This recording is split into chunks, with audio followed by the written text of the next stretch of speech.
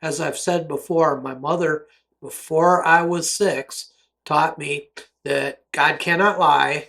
He gives us his word, and his word is contained in the Bible. And Mom went on to say that if God contradicts himself in the Bible, both are true. And I have found this to be true.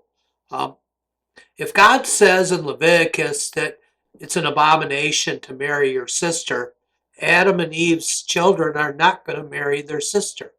That would create a paradox. He doesn't change. It was an abomination then, and it's an abomination today. So how do you work that out? Well, there's a couple ways. He could have created their wives the same way he did Eve, but more likely it tells us in the Bible that God created man. And of course, he created man with instincts and with understanding of this world. And then he created Adam and Eve as hybrids, God's children. And in the Bible, you always translate the Bible with the Bible, and a tree often is referred to as a family tree. And so you have the tree of life being the Adam and Eve and his offspring.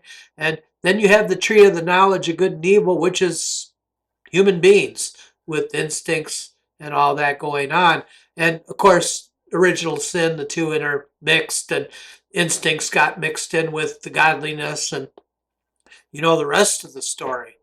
Um, and when we get to, where Joshua is going into the land and spies with the 12, and they find giants, Nephilim, left over from the days of old, and the Bible tells us that they were all destroyed.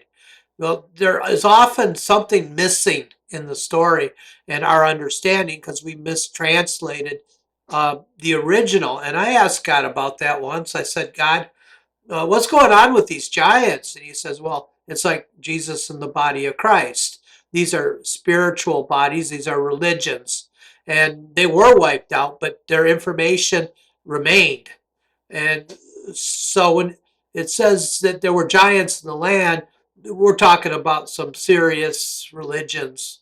And so whatever the case, we just don't have the understanding to realize that how can both things be true? Well, God will straighten that all out at some point, but God cannot lie and he cannot change. And we have to understand his knowledge and understanding goes far beyond ours. But we can ask him and he will give us the answers to any questions we have.